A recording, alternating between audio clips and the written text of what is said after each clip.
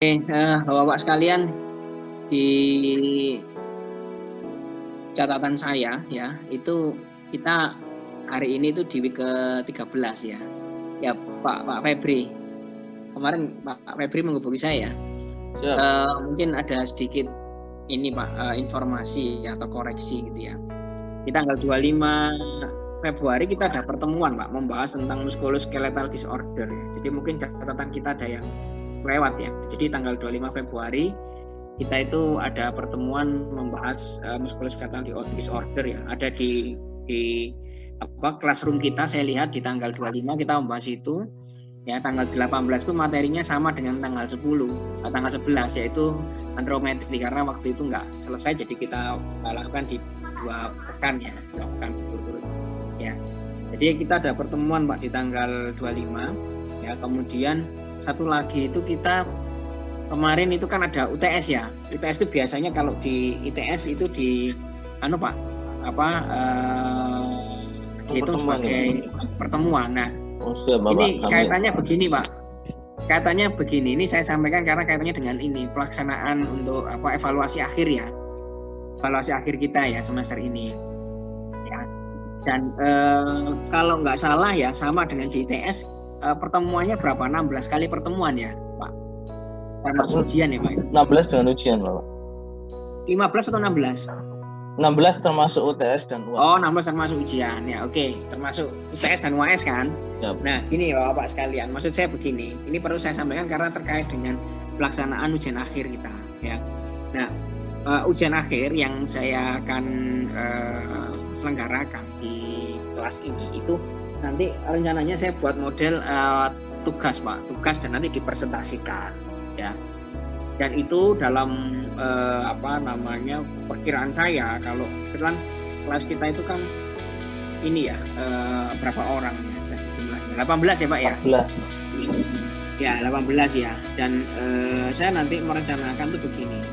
Nanti akan kita bagi jadi 3 minggu, 3 pertemuan ya. 3 pertemuan gitu kan. Jadi bayangan saya kan mulai dari pertemuan ke-14, 15, 16 itu nanti akan ada sharing session gitu ya, presentasi lah ya, presentasi atau sharing session. Jadi saya kira kita nggak ada ujian tulis ya, tapi kita ganti dengan presentasi, dan nanti masing-masing mahasiswa itu akan mempresentasikan meresum gitu ya, meresum dari artikel ilmiah yang nanti bisa dicari gitu ya. Artinya Pak nanti saya berikan kebebasan untuk mencari artikel yang ada di internet, ya itu kemudian nanti Bapak resum begitu ya. Nah tentunya nanti tidak boleh sama di antara satu orang dengan orang lain gitu kan. Dan nanti itu akan dipresentasikan di 3 pekan, sehingga nanti bayangan saya nanti 1 kali pertemuan itu mungkin kurang lebih nanti ada 6 mahasiswa yang akan mempresentasikan gitu ya, dengan durasi kira-kira ya satu mahasiswa itu sekitar 10 sampai 15 menit gitu. Nah, ini kenapa saya buat model begini presentasi, supaya kita semakin banyak dapat ilmu baru ya, semakin banyak dapat wawasan baru ya dari presentasi itu.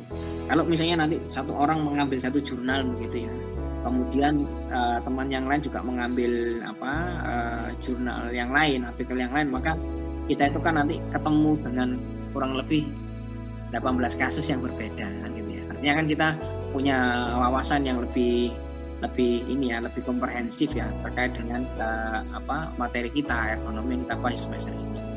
Nah, karena itu ya kalau sekarang itu pas sudah pekan ke-13 gitu ya, berarti kan kita punya 3 lagi pertemuan itu ya, kita akan gunakan untuk ini kita gunakan untuk presentasi itu ya.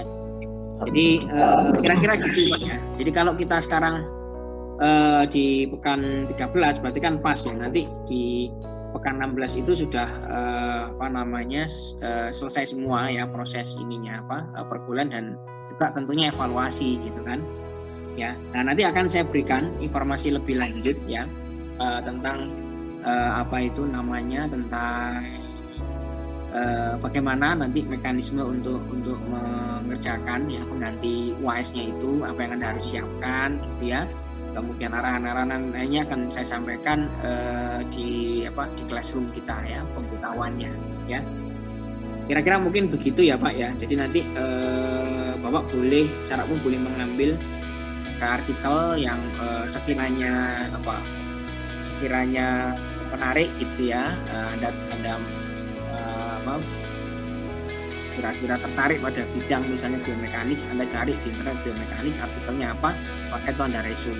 Mungkin nanti kalau ada yang tertarik dengan misalnya terkait dengan workload yang kita bahas sore hari ini ya, maka itu nanti Anda bisa resume juga. Silakan, Anda bebas untuk memilih topik masing-masing sesuai dengan minat tiap orang gitu ya.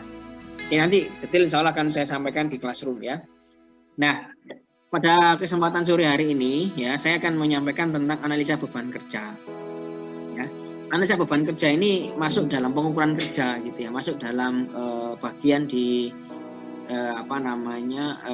kategori yang keempat ya dalam ergonomi ya.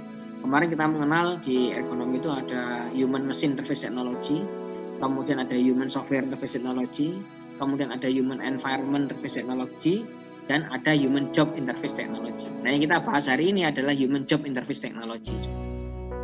Nah, ini saya sampaikan karena kasus ini yang terkait dengan human job interface technology dalam rangkaian ergonomi itu, ini banyak sekali kita jumpai di dalam kehidupan kita sehari-hari. Ya, banyak perusahaan-perusahaan itu yang sekarang itu meminta untuk diukurkan ya, dianalisa beban kerja pada berbagai macam pegawainya ya. Nah, pada saat ini pun sebetulnya saya juga sedang mengukur ya dua tempat ya, dua perusahaan gitu ya, satu holding tapi dua perusahaan gitu ya, untuk evaluasi beban kerjanya. Indikasinya adalah secara umum ya, kalau di praktek ya di lapangan itu, kenapa perusahaan ini perlu diukur beban kerjanya? Karena indikasinya adalah yang kita temukan di lapangan ya, mereka itu dalam melakukan sebuah pekerjaan itu ada indikasi merasa terlalu besar ya beban kerja yang mereka alami ya, yang mereka rasakan itu terlalu besar ya. Ada juga kasus yang lain yang pernah saya tangani ya, itu mereka ingin mengevaluasi di dalam struktur organisasinya ya, itu katakanlah dia punya 10 formasi yang harus dia isi. Perusahaan ini harus mengisi 10 formasi jabatan. Tapi realitanya di lapangan itu hanya ada 7 jabatan yang terisi. 3 lainnya itu vakan atau kosong. Ya, mereka minta dievaluasi. Ya, apakah 3 ini biarkan vakan atau harus diisi? Karena nyatanya nih Pak ya, nyatanya walaupun dia punya 10 formasi jabatan yang harus diisi, realita di lapangan hanya terisi 7. Ternyata pada prakteknya tidak ada keterlambatan pengerjaan tugas yang diberikan. Tidak ada persoalan keterlambatan atau ketidaktercapaian target yang dibebankan pada perusahaan. Nah, ini kan aneh ya. Maka ini diukur beban kerja. Jadi fenomena beban kerja itu tidak hanya ya, indikasinya awal itu adalah karyawan merasakan beban kerja yang tinggi gitu ya, tapi ada juga indikasinya adalah ya kurang orang tetapi nggak pernah ada delay ya, tugas tuh nggak pernah tidak terselesaikan, semua terselesaikan. Nah, itu fenomena yang kita hadapi ya.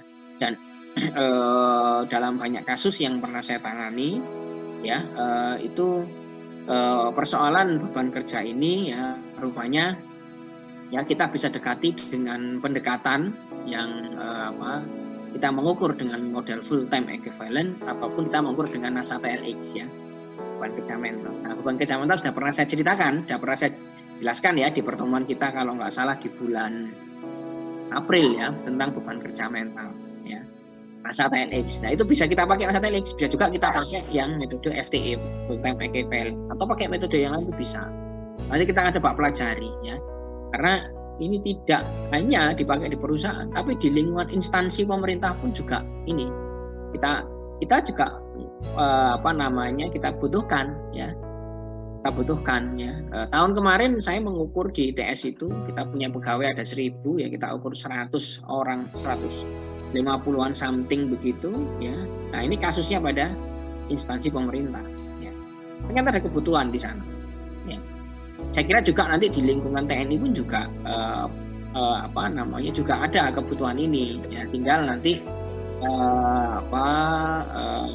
itu diselesaikan ya, kasus itu permasalahan diselesaikan dengan pendekatan apa, apakah dengan pendekatan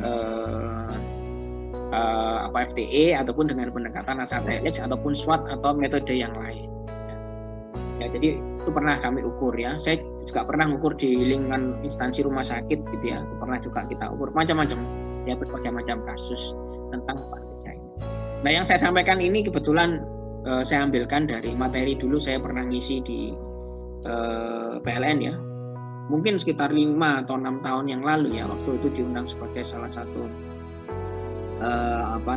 tenaga ahli ya, untuk memberikan penyelesaian ya terhadap masalah di perusahaan itu ya. Nah, ini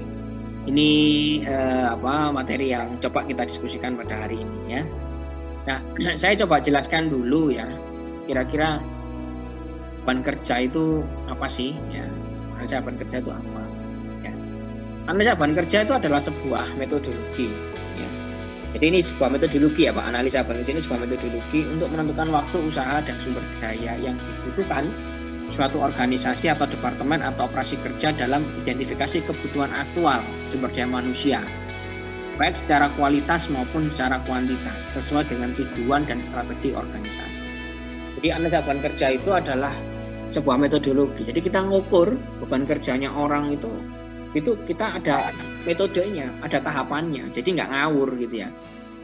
Makanya kita mengatakan beban kerja perusahaan itu cenderung tinggi, itu tidak berdasarkan hanya perasaan semata, tidak, tapi berdasarkan sebuah instrumen ya, sebuah tahapan yang secara saintifik itu bisa dipertanggungjawabkan. Oleh karena itu disebut sebagai metodologi. Ya. Nah, metodologi itu kita akan mencari apa sih? Kita akan menentukan waktu, menentukan usaha dan sumber daya yang dibutuhkan, baik secara jumlahnya ya, secara jumlahnya maupun secara kualitasnya. Karena sebuah pekerjaan yang yang kita evaluasi ya di dalam sebuah perusahaan kita itu ya, beban kerja itu nanti boleh jadi indikasinya adalah jumlah pekerjanya kurang secara kuantitas. Boleh jadi secara kuantitas tetap sudah betul, tetapi secara kualitas yang perlu ditambahkan, perlu di-upgrade kualitasnya. Kira-kira begitu, Pak. Ya, ini yang kita pernah temukan di banyak kasus ya. Ya, saya sebutkan aja nama perusahaannya ya. Pertamina Gas. Ya. Saat ini tahun juga kita evaluasi lagi, tapi pada unit distrik yang berbeda. Secara kuantitas oke, cukup, tapi secara kualitas memang ada yang perlu di-upgrade, ada beberapa bagian. Karena memang pegawainya di sana relatif masih baru. Ya, ada yang fresh graduate, ya, ada yang baru ditempatkan di bidang itu. Jadi tidak harus terkait dengan kuantitas, tidak. Jadi juga terkait dengan kualitas. Ya, sama. Ya, di tempat lain pun juga pernah kami temukan seperti itu. Ya. Pernah kasus di sebuah perusahaan ya, perusahaan IT begitu ya, anak perusahaannya Telkom. Nah, itu secara kuantitas dia memang kurang karena basisnya adalah dia project base. Ya, perusahaannya basisnya project, kuantitasnya kurang, tapi secara kualitas tidak ada masalah. Ya, dan berbagai macam kasus yang lain. Pernah kami juga ukur di Unilever, ya, di Unilever. Ya, kualitasnya nggak ada masalah, kuantitasnya yang kurang. Ya, pernah juga kita ngukur di perusahaan miliknya Australia, ya, dia penghasil bahan peledak, ya, di pedalaman Kalimantan. Sama kasusnya, ya. Jadi tidak selamanya harus bermuara pada penambahan orang, tidak, tapi boleh jadi jumlah orangnya cukup, tetapi ya kompetensinya harus kita upgrade. Ya, jadi kira-kira gitu. Jadi ini adalah sebuah metodologi untuk menentukan waktu, usaha, dan sumber daya, ya, sehingga kita tahu kebutuhan aktualnya itu berapa secara kuantitas maupun secara kualitas. Nah, beban kerja sendiri kalau kita definisikan adalah sejumlah target pekerjaan, ya, target pekerjaan atau target hasil yang harus dicapai dalam satu waktu tertentu. Jadi beban kerja itu kalau kita bekerja di dalam instansi kita, perusahaan ya, atau institusi kita, maka kita kan selalu punya target. Kita ditargetkan oleh atasan, target oleh organisasi kita bahwa kita harus menyelesaikan pekerjaan A, B, C, D, ya kan?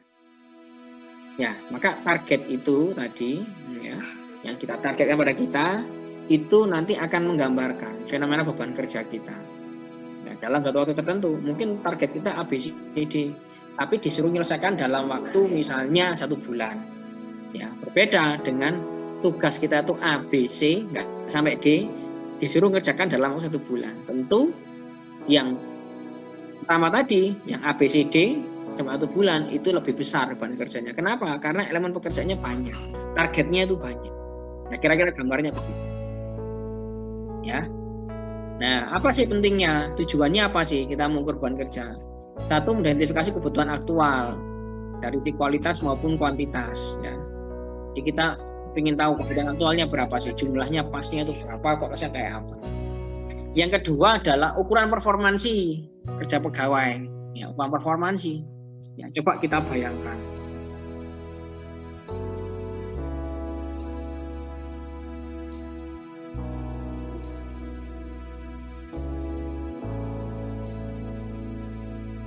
Ya, bentar ya Pak, ini ada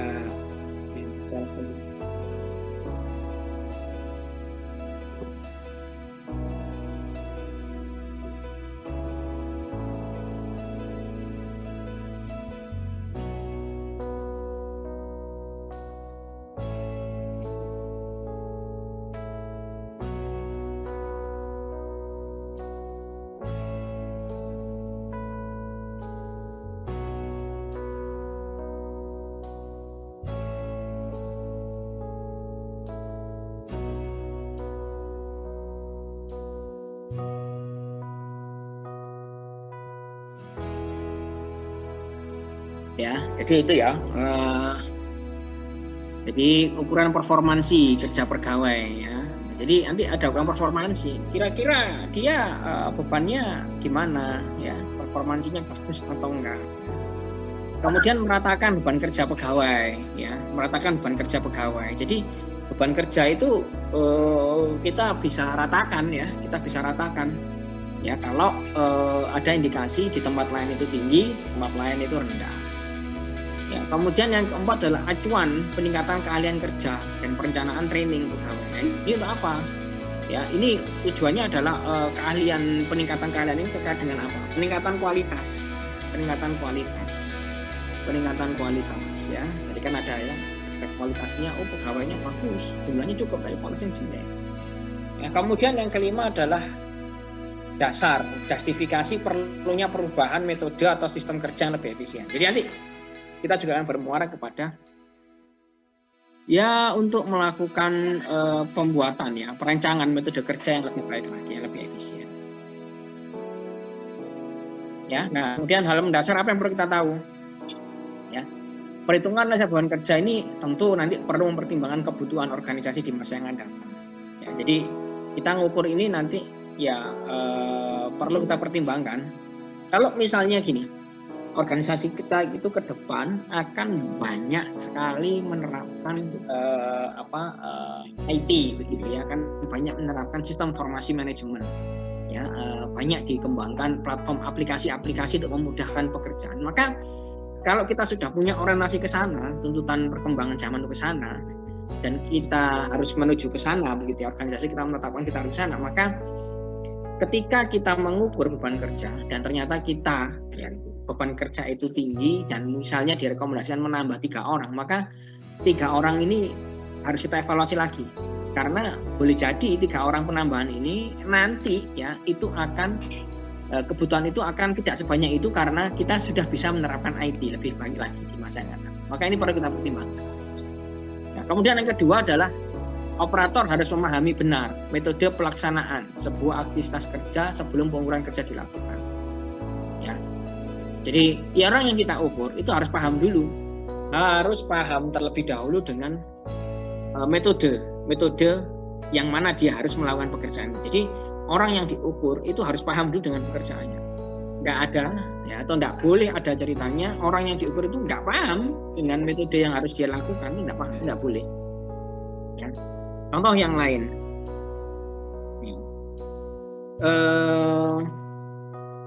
contoh yang lain adalah begini, ya.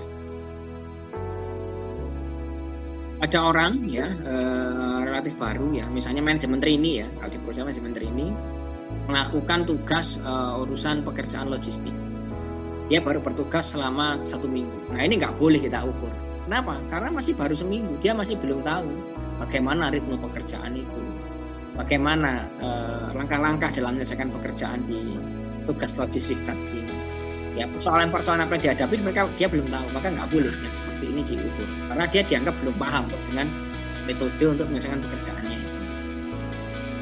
Kemudian berikutnya adalah metode kerja harus menemukan alternatif terbaik yang distandarkan terlebih dahulu. Ya. Kalau orang mau kita ukur, maka orangnya harus ahli dulu.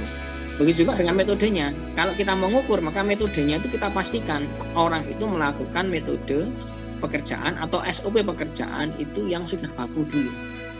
Ya, kalau ini belum baku, mau diukur, itu akan jadi sangat bias nanti hasilnya.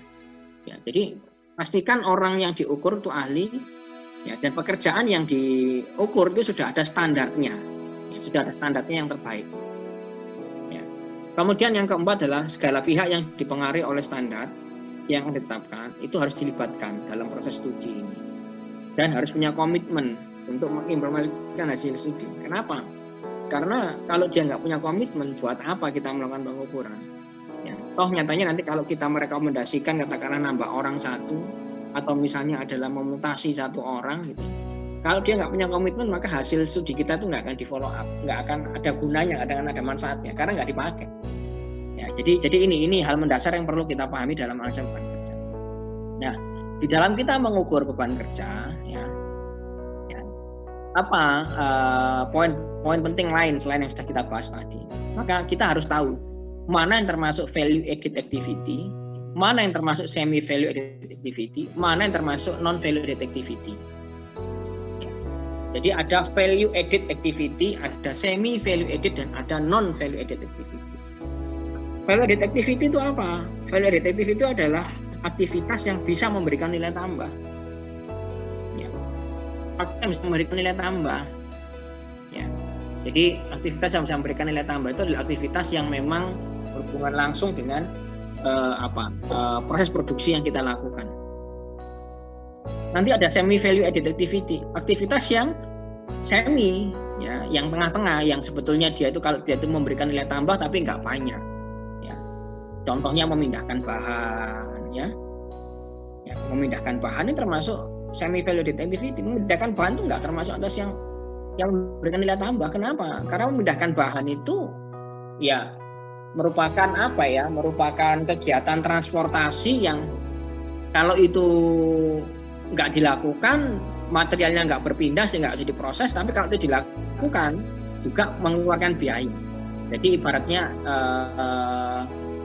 ya istilahnya itu ambigu gitu ya. Ini kalau dilakukan itu kok menghabiskan biaya, tapi kalau nggak dilakukan proses berikutnya nggak jalan. Itu semi value added activity. Ya. Kemudian ada non value added activity. Non value added activity itu apa? Suatu aktivitas yang justru betul-betul tidak memberikan nilai tambah. Contoh misalnya adalah rework produk.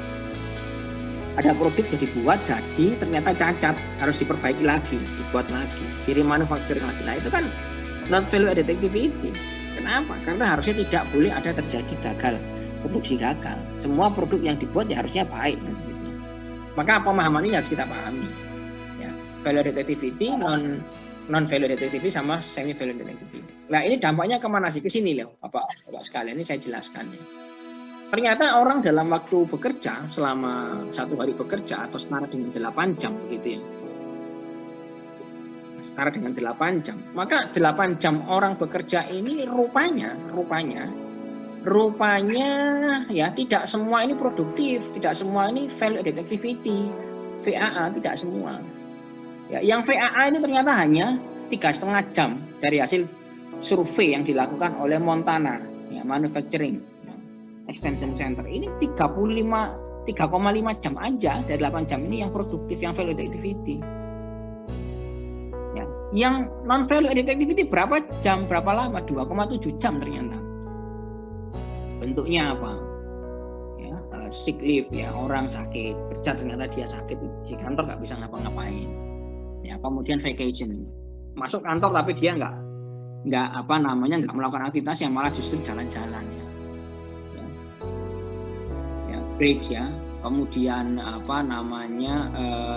meeting ya, training ya. Itu sebetulnya non value activity ya, karena tidak langsung berhubungan dengan pekerjaan yang dia lakukan saat ini. Jadi ternyata non value activity itu justru banyak banget ya, banyak sekali ya yang terjadi 2,7 jam.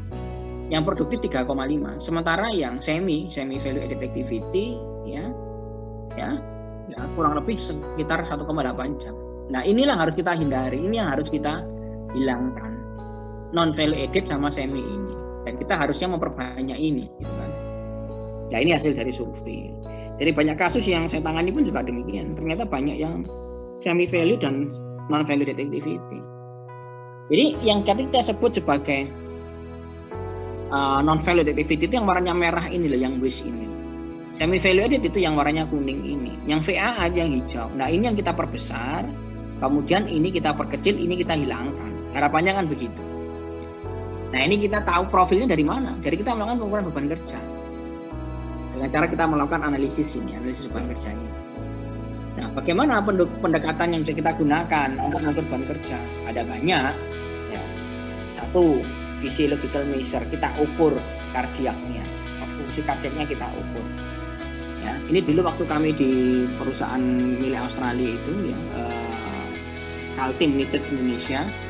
Ya, ini perusahaan joint venture antara Australia dan Indonesia, itu kita pakai ini fungsi kardiak measure ini ya, kita ukur ya, kita ukur heart rate-nya, kita ukur blood pressure-nya, kita ukur respiratory-nya, itu kita ukur. Jadi kita ukur physiological performance-nya ya. Ternyata nggak sama orang yang bekerja pagi, bekerja malam, kemudian sistem kerja kita modifikasi, ternyata physiological performance-nya ini menjadi berubah ya, nggak sama.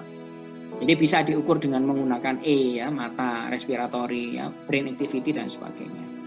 Ya, kalau yang brain kita nggak punya alatnya, tapi kalau yang ini kita punya karena kita bikin ya, kita pernah bikin ya sebuah alat, dan waktu itu pernah kita ini kan kita kompetisikan ya. Jadi kita bikin alat untuk mendeteksi orang itu lelah atau enggak, fatigue atau enggak, itu dengan mendeteksi kedipan mata ya. Kita pernah bikin ini, jadi alatnya itu berupa kamera ya, kita pakai webcam yang kualitasnya bagus, kemudian kita buat programming, kita punya mini PC ya untuk merunning alat itu, dan ini bisa dilihat secara web based ya, aplikasi itu. Dan ini kita pernah kita kompetisikan ya waktu itu ya di beberapa negara ya. Alhamdulillah dapat reward ya berupa medali ada sekitar 4 atau 5 medali yang kita peroleh dari measure ini. Oke, itu yang physiological measure ya. Ada juga yang kita ukur dengan subjective measure. Ini yang kemarin sudah pernah kita diskusikan ya. Subjective measure ini yang NASA TLX ini. Ya. Nah, jadi kita bisa gunakan SWOT, ini bisa juga subjective workload assessment technique. Ada juga kita pakai MCH ya, modified Cooper Harper scale. Bisa juga kita pakai RSME. Bisa kita pakai DROS, macam-macam, itu termasuk ada garis subjek. Jadi ngukurnya berdasarkan persepsi orang yang diukur. Kemudian ada performance measure, activity and time based measure. Nah, ini nanti kita bahas. Kita menggunakan full time equivalence. Kita pakai bahas metode yang di sini nanti. Ya. Nah, kenapa sih waktu kerja itu menjadi parameter yang objektif gitu ya? Karena ternyata waktu kerja sebagai parameter objektif itu kalau kita lihat dari ritme orang bekerja. Kalau kita buat bagan itu kira-kira gambarnya begini. Ya, kita kepingin ya perusahaan kita kapasitas produksinya itu mendekati 100% lah ya. Maka 100% itu kapasitas produksi itu bisa ditentukan oleh apa? Ditentukan oleh ketersediaan material, ditentukan oleh kehandalan mesin, dan juga ditentukan oleh ketersediaan operator. Nah, ketersediaan operator ini ternyata ya, dipengaruhi banyak hal, kecepatan, kehandalan, sama keakuratan. Nah, di antara ini yang paling mudah kita ukur memang kecepatan waktu kerja ini ya, karena dengan kita mengukur waktu kerja ini ya, kita bisa tahu gitu ya, kira-kira untuk melakukan pekerjaan itu butuh waktu berapa lama sih. Bisa dalam satuan pekerjaan itu diselesaikan dalam satuan detik, menit, jam, ataupun hari bahkan bisa kita ukur ya. Nah, kalau yang kehandalan ini kemarin sudah pernah kita bahas ya, pernah kan kita bahas human reliability ya dengan metode HERT ya di 2 bulan yang lalu ya, kalau nggak salah di bulan Maret ya. Itu bisa kita ukur juga. Nah, yang sekarang kita bahas yang kecepatan ini. Kenapa? Karena kecepatan ini relatif lebih objektif dibandingkan dengan ukur kehandalan, ukur keakuratan. Yang paling objektif itu kecepatan. Kenapa? Karena kita bisa ngukur itu pakai stopwatch. Ya. Kita bisa ukur pakai jam. Nah, itu bisa kita ukur. Dan ada beberapa aplikasi ya, kalau Anda download dari mana, dari Android ya, Play Store ya, itu ada beberapa aplikasi yang bisa kita gunakan untuk mengukur dengan menggunakan mekanisme stopwatch time study. Itu ada aplikasinya. Ya. Kalau pekerjaan itu berulang, nanti aplikasi itu kayak apa itu ada. Jadi bukan hanya sekedar stopwatch biasa gitu enggak, tapi stopwatchnya itu bisa mengasih tanda begitu ya, kira-kira pekerjaannya apa aja gitu. Ya, oke. Dari hasil yang kita ukur, apa sih yang ingin kita capai? Yang kita capai itu yang di sini ya Bapak sekalian. Ya, kita kepingin mengukur efektif dan efisien. Ya. Efektif dan efisien. Jadi kita ingin mengukur efektif dan efisien. Jadi kita ingin mengukur pekerjaan itu ya harapannya pekerjaan yang ada di depan mata kita itu ya efektif dan efisien. Artinya apa? Efektif itu tujuannya tercapai gitu ya. Efektif itu tujuannya tercapai, goals-nya, attainment-nya tercapai persen. Efisien itu resource utilization-nya itu good, dalam artian sesedikit mungkin resource yang kita butuhkan. Ya, gampangannya gini. Kalau kita melakukan sebuah pekerjaan, anggaplah kita sekarang menjadi seorang entrepreneur lah ya. Mungkin gambar entrepreneur itu lebih tepat untuk kasus ini. Ya. Jadi Anda sebagai seorang entrepreneur, ya, katakanlah usaha Anda adalah berjualan makanan cepat saji di sebuah outlet ya, outlet yang Anda miliki gitu ya. Dengan jumlah pembeli sekian ya, katakanlah satu hari itu 50 orang gitu ya, maka kita cukup itu resource yang kita butuhkan itu berapa sih pegawainya, satu apakah dua. Maka setelah kita lihat 50 orang pembeli ini ternyata tidak pernah ya istilahnya ngumpul gitu ya di satu waktu tertentu, sehingga orang itu nggak akan kerepotan lah pelayan. Maka dalam hal ini kita akan lebih memilih satu orang. Kenapa? Karena kalau kita menggunakan dua orang, keuntungan buat kita itu semakin sedikit karena kita akan dikurangi untuk membayar pegawai yang kedua. Maka resource utilization dalam hal ini adalah sebisa mungkin resource kita pakai itu good, yaitu sedikit, jumlahnya sedikit. Tapi dia bisa menyelesaikan pekerjaan itu semuanya dengan baik. Jadi yang ingin kita capai itu ya efisien, ya jumlah resource-nya sedikit, ya kemudian efektif sampai ke tujuannya. Nah, kita itu kalau kita ngukur itu kan memetakan kondisi kita itu di mana sih? Di sini kah? Di sini kah atau di sini? Nah, dimanapun kondisi kita, harapan kita adalah nanti lari ke warna hijau ini. Ya, kita akan memiliki kondisi yang warnanya hijau ini. Secara resource utilization cukup bagus ya, kemudian secara pencapaian tujuan itu tercapai semua. Nah, sekarang kita bahas nih, apa sih full time equivalent itu? Full time equivalent adalah istilah standar yang digunakan untuk mendeskripsikan mendeskripsikan jumlah pegawai ya dalam menyelesaikan suatu proses. Ya. Jadi jumlah pegawai istilah standar yang kita pakai untuk mendeskripsikan atau mendefinisikan itu ya, jumlah pegawainya itu berapa untuk menyelesaikan pekerjaan yang sudah kita define sebelumnya. Jadi ini outputnya adalah kita harus punya ini dulu ya, jobnya itu pekerjaannya apa itu jelas dulu, kemudian setelah jelas standarnya sudah ada, orangnya kita ukur, kira-kira kita akan tahu kita butuh berapa orang, intinya begitu ya. Satu FTE ini pada prakteknya setara dengan 40 jam kerja per minggu. Kenapa 40 jam kerja? Karena kita Senin sampai Sabtu itu kan kita punya 5 hari kerja, sementara satu hari itu kita bekerja 8 jam. Sehingga 8 kali 5 itu setara dengan 40. Artinya satu FTE itu setara dengan 40 jam kerja per minggu. Nanti akan kita lihat. Orang yang tadi sudah kita ukur, sudah berpengalaman, melakukan pekerjaan sesuai dengan job desk-nya itu dia butuh waktu berapa lama sih? Oh ternyata dia butuh waktu untuk mengerjakan itu 50 jam per minggu. Kita bandingkan, waktu tersedia berapa? 40 jam. Berarti orang ini mengalami beban kerja lebih. Kok bisa? Karena waktu yang tersedia 40, tapi dia menyelesaikan pekerjaan itu normalnya baru selesai setelah 50 jam. Berarti kan lebih besar ya kebutuhannya daripada yang tersedia. Kira-kira begitu, nanti arahnya ke arah sana. Ya. Jadi satu FTE itu setara dengan 40 jam.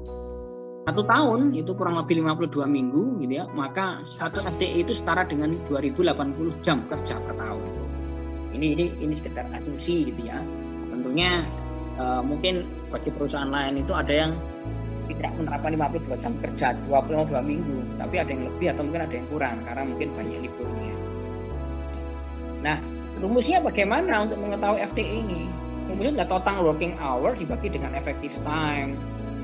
Total working hour-nya berapa yang untuk menyelesaikan pekerjaan itu dibagi dengan effective time, waktu yang tersedianya itu berapa? Cuman gini aja sebetulnya rumusnya. Ya, nah, sekarang kita lihat nih.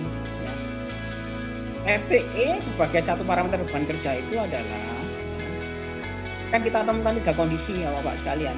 Ada kalanya itu underload, ada kalanya maximum load, ada kalanya overload. Ya. Ada kalanya ini adalah overload. Kalanya overload. Overload itu ketika apa? Overload itu ketika nilai FTE kita yang tadi kita hitung dengan rumus ini, total working hours-nya ini ternyata lebih besar daripada effective time-nya. Waktu yang dia butuhkan untuk menyelesaikan pekerjaan itu katakanlah 50 jam. Ternyata waktu yang tersedia hanya 40 jam. 50 dibagi 40 berapa kira-kira? Ya. 50 dibagi 40 kan 1, sekian ya. Berarti di atas 1 kan? Nah, di atas 1 itu overload. Ya, kok bisa? Karena waktu untuk menyelesaikan pekerjaannya ternyata lebih besar daripada waktu yang tersedia. Jadi ini ya, lebih besar overload. Tapi kalau kondisinya underload itu ketika apa? Ketika ya FTE-nya kurang dari 1. Kurang dari 1 itu berarti terjadi apa? Ya, efektif time-nya kan terjadi lebih banyak ya Pak ya. Waktu yang ada itu lebih banyak daripada waktu dia untuk gunakan untuk bekerja. Ya, realitanya.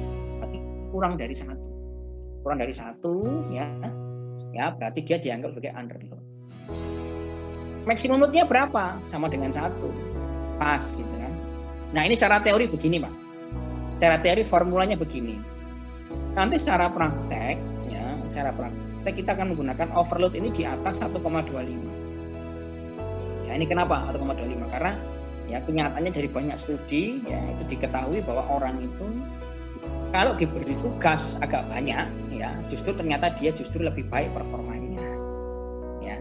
Jadi ada unsur apa? Challenge, unsur tantangan di sana sehingga kita akhirnya dalam real praktek begitu ya, kita akan menggunakan standarnya itu dia katakan overload kalau di atas 1,25. Ya katakan underload kalau apa? Di bawah 1,25. Kira-kira begitu. Itu teori dan prakteknya begitu, Pak. Ya.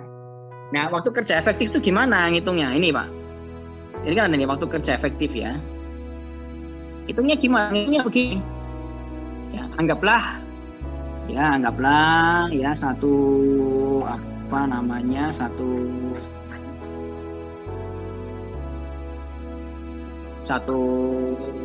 tahun itu start dengan 365 hari. 365 hari ini ada liburnya enggak? Oh ternyata ada. Ada cutinya enggak? Oh ternyata ada. Nah, waktu libur itu enggak bisa dianggap sebagai hari efektif karena apa? Mereka otomatis enggak bekerja pada saat libur, pada saat cuti. Ya, misalnya ya asumsi ya Sabtu Minggu itu libur 52 minggu kalikan 2 berarti kan kurangi 1/4 ya. Kemudian libur resminya atau mungkin cuti bersama atau mungkin libur resmi yang ditetapkan oleh pemerintah kita tahu jumlahnya 14. Maka 365 kurangi 104 kurangi 14 ya. Ya. Kemudian dikurangi cutinya lagi ya, ada cuti kan. Orang kan punya jatah cuti ya, Pak ya. Nah, maka dapatnya berapa hari efektifnya? 235 hari dalam setahun. Jadi tidak 365 tapi 235. Nah, 235 hari ini setara dengan berapa menit? Nah, prosesnya berlanjut kan? Ya, nah ini kan hari. Nah, maka satu hari itu dia bekerja berapa jam? Nah, dikalikan. Ya, dikalikan. Jam kerja efektifnya berapa lama sih satu hari itu? Oh, 7,5 jam. 7,5 jam. Ya, 7,5 jam ya. Kemudian ya ini otomatis mungkin dia anggapnya asumsinya adalah satu hari masuk jam 8, pulang jam 4:30, kemudian ada 1 jam istirahat siang. 7,5 jam. Ya, kemudian kira-kira ada allowance-nya enggak? Oh, mungkin dia ada butuh untuk peregangan otot, butuh untuk istirahat sejenak, butuh untuk merokok, butuh untuk ke belakang, butuh untuk ibadah, itu anggaplah 10%. Maka kira-kira berapa? Oh, kira-kira 7,5 jam ini efektifnya itu betul-betul efektif adalah 6,75 atau setara dengan 405 hari. Maka kalau kita tahu jam kerja efektifnya per hari itu adalah 405 menit per hari ini ya, atau 6,75 jam per hari ini, maka setahun itu berapa? Ya tinggal dikalikan 235 dikalikan dengan angka ini. Maka tahunnya setahun adalah 95,75 95.175 menit. Ya, kira-kira begitu. Maka angka ini menjadi apa? Menjadi penyebut di sini. Izin Bapak. Di sini. Ya. Izin Bapak. Silakan, Pak. Kami Ya, izin bertanya izin Bapak. Tadi kan untuk yang perhitungan setara itu idealnya Pak. Itu pun kalau kami lihat mungkin bisa berlaku ketika itu ada di perkantoran atau staf yang ada di pendirat di darat. Sedangkan mungkin yang di beban kerja yang di KRI sendiri yang sifatnya jaga 24 jam, yang mungkin ada shift-shiftan tapi di situ kita standby terhitung 24 jam Pak secara terus. Kemudian dari beberapa KRI juga yang mungkin di BKO-kan yang sifatnya mungkin 3 bulan atau bahkan itu baru kita bisa off. Itu pun kadang off 1 minggu kita sudah berangkat lagi. Untuk penghitungan beban kerja sendiri apakah berlaku sama atau bagaimana Pak? Terima kasih. Tetap sama Pak, tetap sama. Ya. Di kasus yang pernah saya tangani pun juga demikian, ada sistem piket itu ada. Jadi yang namanya effective time itu ya kita ukur betul-betul di mana pada saat dia itu berada pada area kerja dan betul-betul berkontribusi dalam pekerjaan itu. Kalau dia ada di area kerja tapi nggak berkontribusi karena statusnya adalah jaga, maka itu nggak bisa dianggap sebagai waktu efektif. Ya. Ini tolong dibedakan. Ya. Jadi apa itu namanya waktu efektif itu yang betul-betul ya dia diharapkan berkontribusi sana. Jadi nanti perlu dipisahkan antara yang piket sama yang enggak, itu tolong dipisahkan ya. Ya, di beberapa kasus di perusahaan pun juga demikian sama Pak. Ada yang menggunakan shift ya, shift 1 hari 12 jam, ada yang 1 hari 8 jam, ada yang bahkan shiftnya itu kurang dari itu ada. Jadi ya kita menghitungnya efektifnya adalah ya waktu di mana dia seharusnya berkontribusi untuk pekerjaan itu. Jadi ketika dia piket ya, kemudian ketika dia tidak melakukan apa-apa itu tolong dipisahkan gitu ya. Ya, maka kita perlu hati-hati ya terhadap masalah ini, sehingga waktu efektif itu adalah waktu yang betul-betul diharapkan betul-betul dia bisa berkontribusi real ke sana. Ya. Nah, jelas Pak ya, saya lanjutkan Pak ya. Baik Pak, terima kasih Pak. Nah, kemudian berikutnya ya, kalau sudah tahu tuh cara menghitung effective time-nya kayak gitu. Cara menghitung beban cara menghitung waktu kerjanya gimana? Hitung working hours-nya. Cara menghitung working hours-nya kayak gini nanti. Dalam kasus FTE ini nanti kita harus berbasis adalah job description-nya. Ya, job desk-nya apa aja? Job desk-nya harus kita tuliskan. Ini jadi persoalan ketika perusahaan itu nggak punya job desk. Nah, ini masalah ini. Maka tadi saya bilang, kalau mau diukur maka pastikan kita itu objek yang kita ukur itu sudah punya standar implementasi pekerjaannya secara real. Ya, kan tadi saya bilang ya. Jadi sudah harus punya standar pekerjaan, harus punya. Nah ini. Maka dia harus punya job desk, harus punya. Maka kalau dia sudah punya job desk, maka job desk ini kita tulis di sebelah kiri sini, Mas. Nama jabatannya apa, ini job desk-nya. Jadi dalam konteks ini yang akan kita ukur itu bukan kita mengukur orang ya, tapi kita mengukur jabatannya. Ini tolong dipisah, tolong dipahami. Jadi kita mengukur jabatannya. Orang itu hanya sebagai objek sampelnya aja. Kenapa kita tidak mengukur orang? Karena kalau kita mengukur orang, tendensinya adalah kita subjektif. Kita ingin menghindarkan itu. Jadi yang kita ukur adalah jabatannya sebetulnya. Nanti jabatan itu mungkin akan ada, misalnya adalah 10 pejabat misalnya. Maka yang kita ukur tidak 10-10-nya, tapi kita hanya ukur katakanlah 3, sampling 3 atau 4 dari 10 orang itu. Sehingga yang kita ukur sebetulnya adalah jabatannya, satu. Ya. Yang kedua adalah kita menghindari subjektivitas. Oke, sudah kita punya job desk-nya, maka kita akan menentukan working time-nya gimana.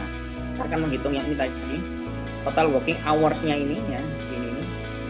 Nah, kita hitung dengan cara kita memberikan justifikasi atau klaim waktu terhadap job desk ini.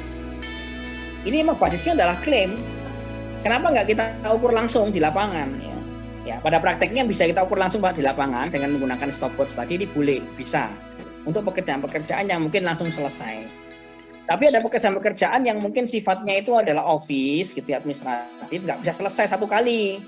Tapi harus diselesaikan dalam waktu mungkin 3 hari berturut-turut, yang mana ngerjakannya itu pecah-pecah. Artinya hari pertama ngerjakannya pagi, hari kedua itu siang, hari ketiga itu mungkin baru bisa ngerjakan itu nantikan malam. Ya, maka pekerjaan kayak gini ini nggak bisa kita ukur pakai dengan stopwatch, tapi kita ukur dengan menggunakan claim. Ya, kenapa kita nggak ukur real, Pak? Nggak ukur pakai stopwatch aja yang real dengan waktu yang sesungguhnya. Maka jawabannya begini, kalau itu kita ukur persis seperti dia mana bekerja, maka pada prakteknya kita nggak bisa menyelesaikan pengukuran ini dalam waktu yang singkat. Bahkan mungkin kita mengukur itu harus 1 tahun. Kenapa? Nah, orangnya ini bekerja belum selesai kok sampai setahun ini. Itu masalah. Oleh karena itu memang kita ukur dengan menggunakan klaim. Secara teorinya memang begitu. Ya. Apa yang dia klaim? Yang dia klaim nanti ini, Pak. Ya, frekuensinya untuk melakukan pekerjaan membantu pembuatan laporan kegiatan ini, frekuensinya apa? Apakah tahun, apakah bulan, ataukah hari? Oh, misalnya tahun, volumenya berapa kali? Oh, setahun itu 2 laporan yang dia harus lakukan. Ya, tulis 2 laporan. Ya, kemudian membuat dokumen ISO misalnya, satuannya apa? Tahun. Setahun itu kira-kira berapa banyak dokumen yang kita butuhkan? Oh, 10, maka tulis 10 di sini. Ya, maka ini adalah volume kerja. Kita hitung ini, kita tentukan ini dulu. Ya, boleh nanti milih waktunya ini tahun, bulan, hari gitu ya.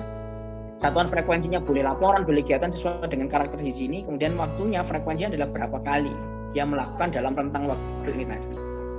Oke, ini sudah, maka berikutnya adalah waktu kerjanya itu sendiri yang kita justifikasi. Ya. Maka mengerjakan itu butuh waktu berapa lama? Misalnya 2 minggu, misalnya 3 hari, misalnya ya 90 menit, ya, misalnya 1 jam, 1:15 menit. Lah itu kita evaluasi satu persatu, ya. Nanti boleh Anda masukkan satuan minggu, hari, menit, bulan, jam, silahkan. Nah, nanti kita akan hitung di sini ya Bapak sekalian. Total waktunya. Dari mana cara ngitungnya? Gini cara ngitungnya. Ya, ada frekuensi setahun kan 2 kali. Ya, kemudian di sini 2 minggu. Ya, berarti artinya apa? Kalau ini setahun dilakukan 2 kali, kemudian ini waktu kerjanya 2 minggu, berarti pada prakteknya dalam waktu 1 tahun itu dia membutuhkan waktu untuk menyelesaikan ini berapa lama? 4 minggu. Kok bisa? Karena 1 tahun itu 2 kali, dan 1 kalinya itu adalah 2 minggu. Berarti dia butuh waktu 4 minggu. Nah, 4 minggu ini setara dengan berapa menit? Ya, maka 4 minggu ini setara dengan berapa menit? 4 minggu ini tadi, ya, 4 minggu ini berarti 1 minggunya tadi asumsinya ada 5 hari kerja. Maka 4 minggu ini setara dengan ya 20 hari kerja. 20 hari kerja itu kira-kira dikalikan dengan berapa jam? Anggaplah 8 jam, maka 20 kali 8 kemudian kalikan dengan 60 sehingga ketemu 9.600 ini. Begitu juga yang lain. Membuat ISO misalnya. Dalam 1 tahun ini 10 dokumen. Kira-kira 1 dokumennya butuh waktu berapa hari? Oh, 3 hari. Maka tinggal dikalikan. 10 dokumen kalikan 3 hari. 3 hari setara dengan berapa jam? 3 hari setara dengan ya kalikan 8 jam kalikan 60 ya, karena 60 itu dari 1 jam jadi menit gitu kan. Maka dapatnya berapa? Dikalikan dengan angka 10 jadinya adalah 14.400. Maka ini adalah total waktu yang dibutuhkan. Jadi prinsipnya tinggal dikali-kalikan aja. Ya, maka kalau ini sudah, ini semua kita punya frekuensinya, sudah punya total waktunya, kemudian kita hitung, maka total waktu penyelesaian tugas berapa? Oh, 86.000 jam, 86.000 menit. Maka beban kerjanya berapa sih? Nah, tinggal dimasukkan ke rumus. 86 dibagi dengan total masa kerja efektifnya tadi asumsinya adalah 105,50 dari perhitungan sebelumnya. Ya. Di sini 95 ya contohnya ya. Ya, anggaplah kita mau pakai angka ini, maka 95 ini kita masukkan di sini, Pak. 95 atau 75. Ya, kebetulan dalam kasus yang ada di sini adalah setahunnya adalah 105.750. Maka ketemunya adalah 0,82. Artinya apa 0,82? Kurang dari 1. Berarti dia underload. Kira-kira begitu Bapak sekalian ya. Ini contoh dokumen analisis sistem. Ya, jumlah personil di lapangan 1, beban kerjanya 0,82, administrator di lapangan 1, beban kerja setelah diukur 0,82, service desk 2, saya diukur 2,25, pengembang aplikasi 1, di lapangan adanya 2, indeks beban kerjanya 2. Maka kalau ini kita lihat, ini kan di bawah 1 semua nih angka-angka ini, berarti dianggap cukup atau sesuai. Kalau ini 2 orang tapi beban kerja akumulasinya 2,25, ya berarti 2,25 dibagi dengan 2, maka 1 orang kira-kira beban kerjanya adalah 1,1 sekian. Cukup ya? Ya kan? Cukup ya, dianggap cukup ya. Maka tadi seperti saya bilang, kita anggap betul-betul berat kalau di atas 1,25. Supaya apa? Supaya ada orang ya, unsur untuk memperjuangkannya itu ada. Ya, jadi memang biasanya kita itu dalam bekerja itu selalu ada efek struggle-nya. Kalau dikasih beban banyak, justru malah kita itu performanya malah baik malah. Oleh karena itu ini kalau di atas 1, ya nggak sampai 1,25, maka kita anggap masih cukup. Kalau yang ini nggak cukup, kenapa? Jauh di atas 1, ya di atas 1,5 gitu kan, di atas 1,5. Ya. Kenapa 2,6? Berarti dia kurang. Berapa nambahnya? Nambah 1. Ya kira-kira begitu. Oke ya, seperti ada pertanyaan Bapak sekalian? Izin bertanya Bapak. Ya silakan. Izin Brian izin bertanya, pada kasus di Angkatan Laut khususnya di Koarmada di KRI Bapak. Jadi tadi kan untuk penilaian standar penilaian indeks beban kerja itu berdasarkan jabatan. Sedangkan kasus di KRI itu misalkan suatu KRI yang dengan tipe sama, dengan jenis sama, dengan jabatan yang sama, anggota ABK itu memiliki jabatan yang sama, 2 KRI. Sedangkan satu KRI ini memiliki kerusakan. Sedangkan yang KRI yang B, dia melaksanakan operasi berlayar mungkin berbulan-bulan, bisa minimal 3 bulan, begitu Bapak. Yang kami tanyakan bagaimana untuk strategi penilaian parameter indeks beban kerjanya untuk 2 jabatan yang sama tersebut Bapak. Karena menurut kami dengan 2 jabatan sama, dengan tipe KRI yang sama, itu harusnya beban kerjanya sama. Tapi pelaksanaan tugasnya berbeda. Bisa jadi mungkin tahun depannya pun bergantian Bapak. KRI yang B yang mengalami kerusakan, sedangkan KRI yang A melakukan operasi terus-menerus. Begitu, ya, Bapak. gini Pak, jabatan itu kan tentu punya job desk ya. Ya Bapak. Nah, kan pasti tentu punya job desk. Nah, job desk-nya itu apa bagi jabatan itu? Maka kan ada listnya. Ya. Ya. Kalau untuk KRI, saya kira job desk-nya jabatannya kan tidak hanya mengoperasikan kapal, tidak hanya berlayar begitu kan, tapi ada juga kegiatan yang berhubungan dengan maintenance, ya kan? Siap. Ya, maka nanti kita ukur, mungkin pada saat dia berlayar, klaim waktunya maintenance-nya itu kecil. Tapi kalau pada saat kita ukur dominasinya itu dia jarang berlayar karena lebih banyak perbaikan, ya berarti dia akan besar pada elemen pekerjaan maintenance-nya. Sehingga tetap bisa diukur, tetap bisa menggambarkan kondisi yang sebenarnya di lapangan. Jadi intinya adalah kita mengukur job desk-nya itu ada dulu, nah, kemudian kita ukur nanti pada satu kondisi tertentu kalau dia lebih banyak berlayar, maka profilnya dia akan lebih banyak nilai beban kerjanya itu karena ini aktivitasnya dilakukan saat berlayar. Mungkin dia mengoperasikan alat mesin kapal, nanti kemudian di sana mengecek misalnya kestabilan mesin, kemudian nanti melakukan cleaning mesin, kemudian nanti melakukan balancing ya, misalnya nanti melakukan pigging mesin, macam-macam kan ya. Walaupun ada penilaian tersendiri, yang satunya di maintenance, satunya di bagian operasi, tapi menurut kami besaran nilainya pasti akan berbeda Pak. Nah, Iya, berbeda Pak, sesuai dengan kondisi di lapangan toh. Ya, maksud kami berarti apabila kita melakukan satu penilaian beban kerja pada tahun ini, bisa jadi mungkin tahun depan akan berbeda gitu Pak. Iya, bisa jadi demikian Pak. Jadi memang harus penilaian beban kerja itu mungkin harus frekuensinya tertentu per tahun atau per triwulan periode gitu. Ya, pada prakteknya memang setiap tahun akan berganti Pak, berubah ya.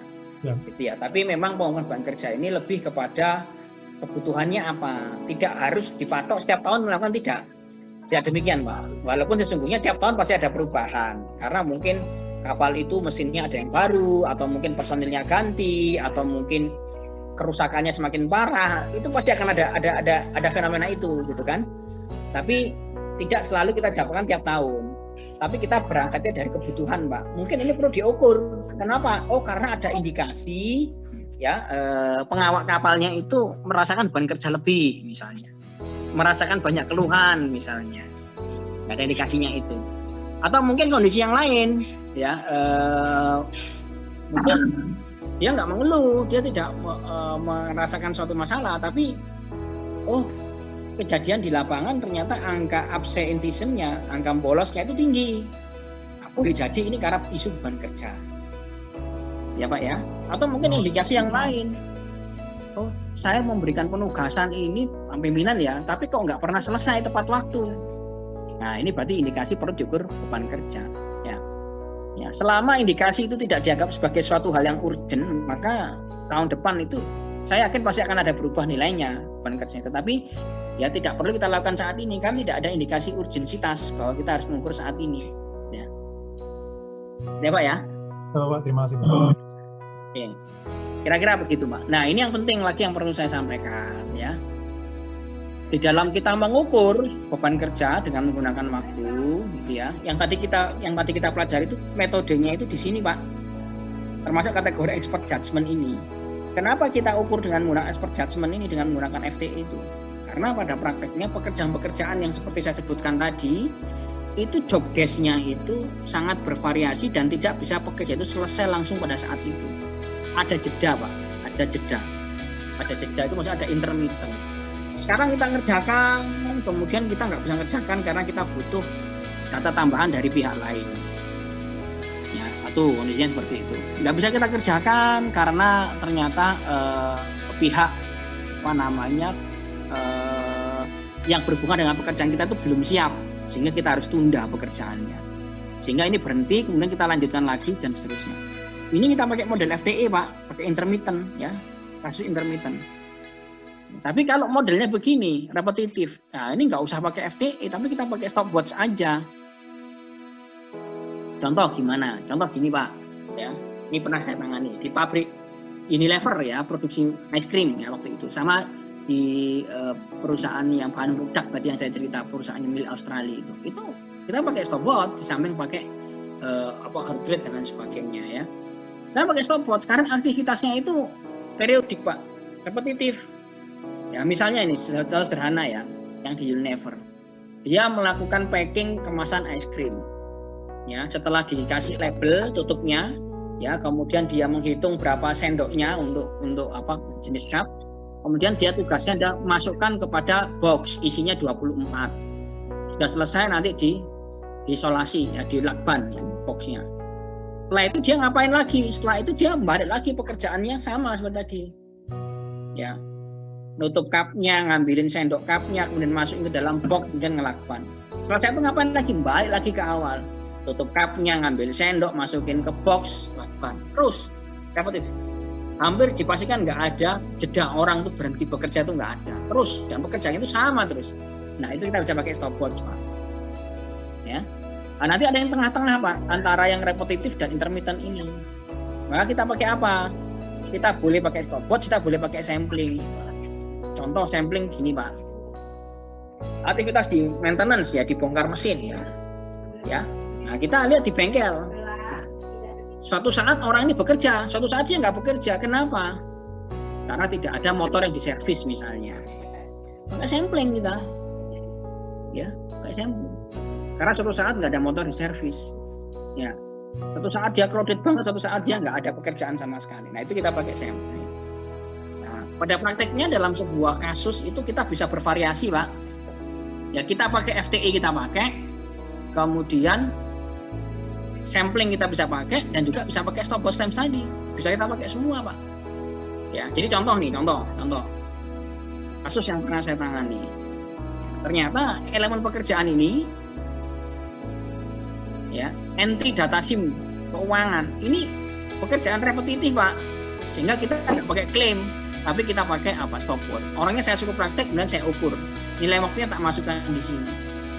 Kira-kira begitu. Ya. Contoh yang lain, nih membantu pelaksanaan sosialisasi. Nah ini bisa dipakai sampling. Kita pakai sampling dalam waktu katakanlah 1 hari dia melakukan pekerjaan ini berapa kali. Oh ternyata 50%. Anggaplah 1 hari 8 jam, 50% berarti dia beban waktunya adalah 4 jam. Kira-kira begitu, Pak. Jadi ini yang kita pakai. Metodenya cukup sederhana, tetapi kalau di lapangan ini akan banyak variasi, Pak. Banyak kondisi-kondisi yang terjadi. Teorinya mudah, tapi di lapangan prakteknya sulit.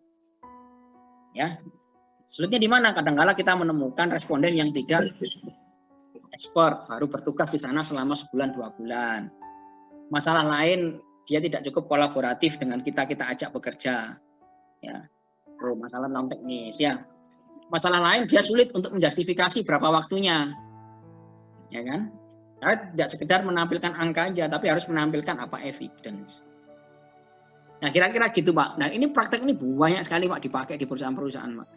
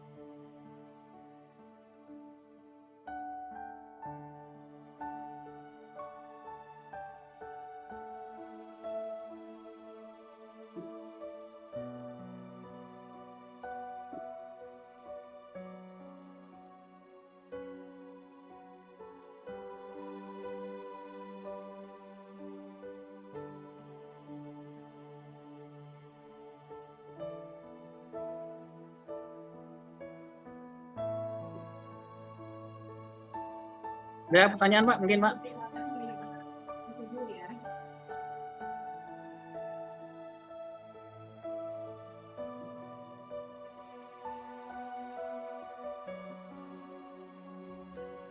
Izin, Bapak? Ya. Saya bertanya sebagai pengetahuan aja, Bapak. Waktu pengalaman Bapak melaksanakan penilaian beban kerja ke suatu perusahaan itu memakan waktu berapa lama, Bapak? Dan personel yang melaksanakan pengukurannya berapa orang gitu, Bapak? Saya pernah yang tahun kemarin di WTS itu 150 orang. Kita ukur personilnya, kita ngukur waktu itu cuma sekitar 4 orang aja.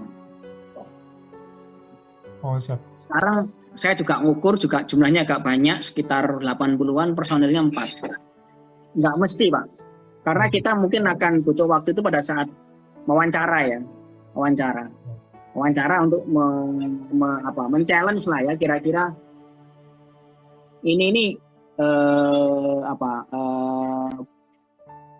apa namanya 2 minggu ini wajar nggak sih? Ya, 3 hari ini wajar nggak? Itu lebih lama kita diskusi, Pak. Menentukan lamanya di situ. Ya. Tapi overall sih pengalaman sudah itu kita ukur itu sekitar seminggu 2 minggu itu bisa selesai. Oh, siap, Bapak. Berarti memang prosesnya tidak terlalu lama gitu, Bapak? Enggak terlalu lama. Siap. Bapak, apakah mungkin suatu instansi pemerintah menggunakan ahli dari luar untuk melaksanakan pengukuran beban kerja begitu, Pak? Iya, betul, Pak. Lebih baik seperti itu. Pak. Mungkin gitu ya, Pak. Di saya ini Adan, ya. Kira-kira untuk mengukur ini seperti itu mekanisme. Nah ini kasus ini sebetulnya bisa diangkat lah ya untuk kasus skripsi atau tugas akhir itu juga sangat menarik ya pada konteks di instansi Angkatan Laut ya dan seterusnya. Ya, mungkin itu aja yang jelas kita diskusikan pada kesempatan hari ini ya. Terima kasih atas perhatiannya. Topiknya ini sudah saya bahannya sudah saya upload di Classroom, bisa Anda pelajari lebih lanjut. Nanti insya Allah untuk penugasan pengganti UAS itu nanti bisa kita mulai ya setelah pertemuan ini, nanti akan saya saya upload ya informasinya di sana, di mana itu di Classroom juga ya. Oke, terima kasih atas perhatiannya ya. Saya akhiri dulu. Assalamualaikum warahmatullahi wabarakatuh.